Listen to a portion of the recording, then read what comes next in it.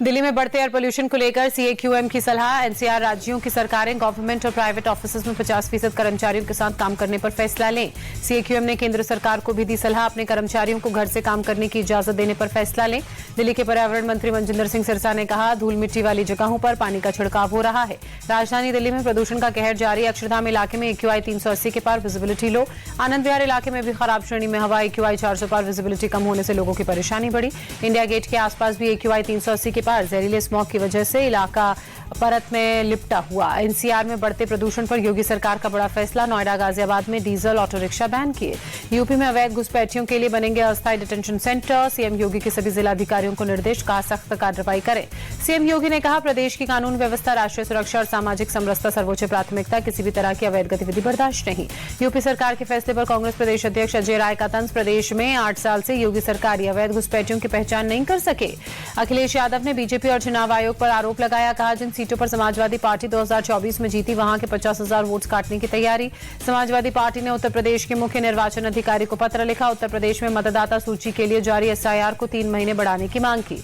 अखिलेश के आरोपों पर ब्रजेश पाठक का जवाब। कहा, पारदर्शी लिस्ट होना हर नागरिक की ड्यूटी। इलेक्शन कमीशन उसी दिशा में काम कर रहा है। मुस्लिम धर्मगुरु सैफ अब्बास की भी अखिलेश को सलाह। जवाब देते हुए कहा, नाम काटने नहीं बल्कि जोड़ने के लिए हो रहा वेरिफिकेशन का काम। सपा सांसद अवधेश प्रसाद का बड़ा आरोप। कहा, एसआईआर की प्रक्रिया में गड़बड़ी चल रही है। कुछ जगहों पर बीएलओ नहीं बांट रहे फॉर्म। पश्चिम बंगाल के उत्तर 24 परगना में हकीमपुर चेकपोस्ट के पास करीब 500 संदिग्ध बांग्लादेशी नागरिकों को रोका गया। कथित तौर पर एसआईआर के डर से वापस बांग्लादेश जाने की कर रहे थे कोशिश। पश्चिम बंगाल में बीएलओ की मौत पर भड़की मुख्यमंत्री ममता बनर्जी। सीआई से पूछा, एसआईआर के लिए और कितनी जाने जाएंगी। कृष्णनगर से टीएमसी सांसद महुआ मोइत्रा ने ज्ञानेश कुमार पर आरोप लगाया। कहा, बीएलओ रिंकू तरफदार आत्महत्या और उकसावे के लिए ज्ञानेश जिम्मेदार हैं। टीएमसी नेता कुणाल घोष ने एसआईआर के मुद्दे पर कहा, न केवल बंगाल बल्कि राजस्थान, तमिलनाडु से लेकर गुजरात में भी बीएलओ की आत्महत्या की खबरें दुर्भाग्यपूर्ण। कुणाल घोष का बयान। कहा, जिस काम को करने के लिए 2 साल भी कम पड़ जाते हैं, उसे करने के लिए 2 महीने काफी कैसे हो सकते हैं। एसआईआर को लेकर ममता बनर्जी के आरोपों पर बीजेपी का पलटवार। गौरव भाटिया ने कहा, घुसपैठियों के सहारे ही उनकी सरकार का वजूद, इसलिए एसआईआर के खिलाफ दुष्प्रचार। ईसी चीफ को ममता बनर्जी के लेटर पर भाजपा नेता और पूर्व जस्टिस अभिजीत गांगुली ने कहा, ममता बनर्जी बिना मतलब की ही बातें करती हैं, उनकी हर बात को गंभीरता से नहीं लेना चाहिए। टीएमसी विधायक के बयान पर दिलीप घोष ने कहा, देश में मंदिर मस्जिद बनाने में कोई रोक नहीं है, लेकिन ये कहना कि बाबरी मस्जिद बनेगी, यह हमारे देश के खिलाफ है। 14 दिसंबर को रामलीला मैदान में एसआईआर पर कांग्रेस की रैली को लेकर जेडीयू का तंज। बिहार हार के बाद भी कांग्रेस नहीं सुधरी, आने वाले समय में उनकी मुश्किलें और बढ़ेंगी। राहुल गांधी की मांग पर ही एसआईआर शुरू किया गया। रामलीला मैदान से कांग्रेस की रैली पर बोले प्रहलाद जोशी। एसआईआर को लेकर राजस्थान कांग्रेस भी परेशान। नेता प्रतिपक्ष टीकम राम जूली ने कहा, एसआईआर की आड़ में हर विधानसभा में कांग्रेस के 5 से 10,000 वोट काटना इनका मकसद। एसआईआर पार्ट 2 को लेकर चुनाव आयोग ने जानकारी दी। अब तक 99% इलेक्टोरल फॉर्म का डिस्ट्रीब्यूशन, 17 करोड़ से ज्यादा फॉर्म ऑनलाइन जमा। G20 के मंच से प्रधानमंत्री मोदी का आतंकवाद पर बड़ा प्रहार। ड्रग टेरर नेक्सस को बताया खतरनाक। ड्रग और आतंकी फंडिंग के नेटवर्क को मिलकर तोड़ने की अपील।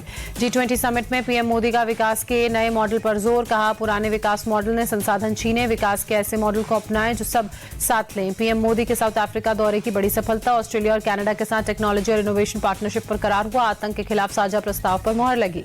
जोहान्सबर्ग में ब्रिटेन के पीएम केयर स्टारमर से मिले प्रधानमंत्री मोदी ने कहा, इस साल भारत यूके पार्टनरशिप ने नई एनर्जी हासिल की, हम कई क्षेत्रों में आगे बढ़ रहे हैं।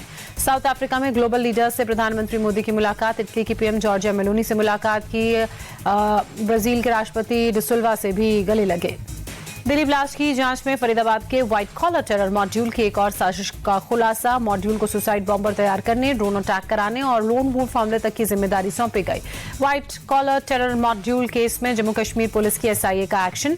बटमालू इलाके से तुफैल नियाज भट्ट गिरफ्तार। दिल्ली ब्लास्ट के आरोपी जसीर बिलाल को राहत कोर्ट ने वकील से मिलने की दी इजाजत। फरीदाबाद के धौज इलाके में बड़ा search operation. Al Falah university campus के पास बाजार और लोकल दुकानों में पुलिस की तलाशी। डॉक्टर मुजम्मिल और डॉक्टर उमर ने कश्मीर में अस्पतालों गेस्ट हाउसेज में की रेकी। हथियारों को सेफ हाउस बनाने का प्लान था। जांच एजेंसियों के मुताबिक आतंकी मुजम्मिल का हैंडलर मंजूर था, हाशिम उमर का हैंडलर था। दोनों इब्राहिम नाम के शख्स के अंडर काम कर रहे थे। Army chief general Upendra Dwivedi ने कहा, ऑपरेशन सिंदूर एक भरोसेमंद ऑर्केस्ट्रा था, जहां हर म्यूजिशियन ने एक साथ मिलकर अपना अपना रोल निभाया। आर्मी चीफ का बयान। बोले, हम 22 मिनट में 9 टेररिस्ट टारगेट्स को खत्म करने में कामयाब रहे। 88 घंटे के भीतर लड़ाई को भी खत्म किया। Army chief general Upendra Dwivedi ने कहा, जरूरी बात यह है कि अगर हमने ये सोचा नहीं होता और पूरी टीम पर भरोसा नहीं किया होता तो ये फैसला लेने का समय नहीं होता। सम्राट चौधरी ने गृह मंत्रालय का चार्ज संभाला। कहा बिहार में अपराधियों की खैर नहीं, क्रिमिनल को यहां से जाना होगा। बिहार के गृह मंत्री सम्राट चौधरी की दो टूक, लॉ एंड ऑर्डर में कोई समस्या नहीं होगी, नीतीश जी के नेतृत्व में सुशासन कायम रहेगा। सम्राट चौधरी के गृह मंत्री बनते ही अपराधियों पर एक्शन शुरू हुआ। बेगूसराय में कुख्यात शिवदत्त राय का एनकाउंटर, हिस्ट्री शीटर के पैर में गोली लगी। बीजेपी को गृह विभाग मिलने पर प्रदेश अध्यक्ष दिलीप जायसवाल ने कहा कानून का शासन हमारी प्राथमिकता। नीतीश जी ने इस काम के लिए बीजेपी पर भरोसा किया। नीतीश कुमार के पहली बार गृह विभाग छोड़ने पर आरजेडी का तंज, कहा बीजेपी ने नीतीश जी को सीएम तो बना दिया लेकिन कद घटा दिया। 25 नवंबर को नीतीश कैबिनेट की पहली बैठक होगी। नई विधानसभा का पहला सत्र बुलाए जाने के फैसले पर मोहर लगेगी। कर्नाटक में मुख्यमंत्री की कुर्सी को लेकर जारी खींचतान के बीच मुख्यमंत्री सिद्धारमैया का बयान, बोले हाईकमान जो भी फैसला लेगा हम उसे मानेंगे।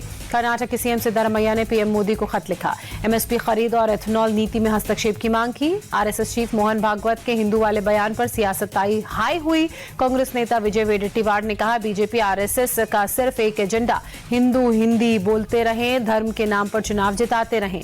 नगर पंचायत चुनाव को लेकर महाराष्ट्र के डिप्टी सीएम अजीत पवार ने बारामती के वोटर्स को धमकी दी। वोट काटने पर काम करने को लेकर कहा कि ऐसा ना करें।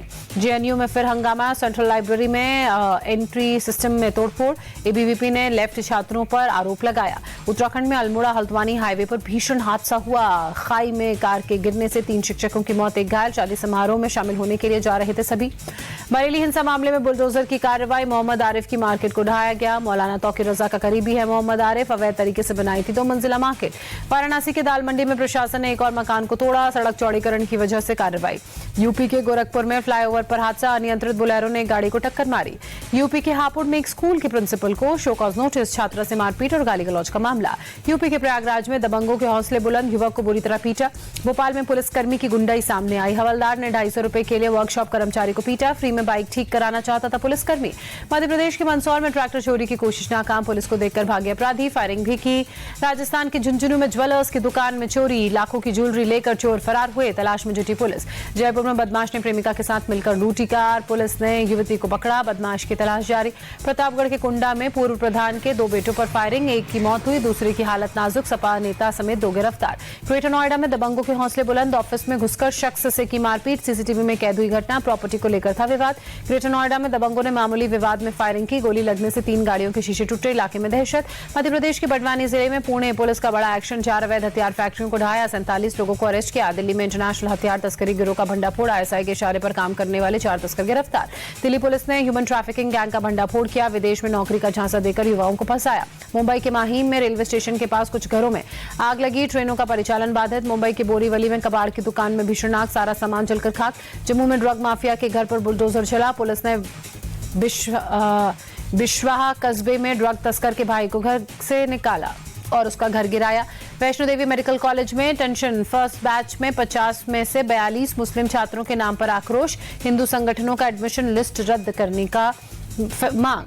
महाराष्ट्र के कल्याण के कॉलेज में नमाज पर बवाल हुआ, वीडियो वायरल होने के बाद हिंदू संगठनों ने आपत्ति जताई, लड़कों ने कान पकड़कर माफी मांगी। मध्य प्रदेश के जबलपुर में मिसबा मिशन स्कूल के बाहर हिंदू संगठनों का प्रोटेस्ट, जय श्री राम कहने पर एक छात्र को टीचर ने पीटा था। दिल्ली के सेंट कोलंबस स्कूल के बाहर नाराज लोगों का प्रदर्शन, 18 नवंबर को छात्र के सुसाइड मामले में इंसाफ की मांग की। पंजाब के लुधियाना में आइसक्रीम शॉप बनी जंग का अखाड़ा, पैसे की लेन देन को लेकर ग्राहकों और दुकानदार के बीच मारपीट। महाराष्ट्र के उल्लासनगर में रिक्शा चालक की सरेआम पिटाई का वीडियो सामने आया, बीजेपी पदाधिकारी ने शिंदे गुट के नेता पर गुंडागर्दी का आरोप लगाया। मुंबई समेत आसपास के इलाकों में तेंदुए की दहशत, एक्शन में आया वन विभाग, बढ़ाई गई निगरानी। पुणे में तेंदुआ प्रभावित इलाकों में एआई कैमरे, सायरन लगाए गए, तेंदुए दिखते ही लोगों को अलर्ट किया जाएगा। कोलकाता में तापमान गिरने से ठंड बढ़ी, शहर के कई इलाकों में घना कोहरा छाया, विजिबिलिटी लो हुई, गाड़ियों की रफ्तार धीमी। पुडुचेरी में बदला मौसम का मिजाज, कई इलाकों में तेज बारिश, तापमान में गिरावट। उधमपुर में सेना का ऑपरेशन दृष्टि कैंप खत्म, रक्षा मंत्री राजनाथ सिंह ने क्लोजिंग सेरेमनी को वर्चुअली संबोधित किया। एलजी मनोज सिन्हा ने ऑपरेशन दृष्टि के लिए सेना की सराहना की, कहा 408 लोगों की आंखों की सर्जरी हुई। गुजरात सरकार ने 4473 कैंडिडेट्स को अपॉइंटमेंट लेटर डिस्ट्रीब्यूट किए, सीएम पटेल ने दी जानकारी और शुभकामनाएं। 25 नवंबर को श्री गुरु तेग बहादुर जी की 350वीं शहीदी दिवस कार्यक्रम, चंडीगढ़ और दिल्ली में सरकारी छुट्टी का ऐलान।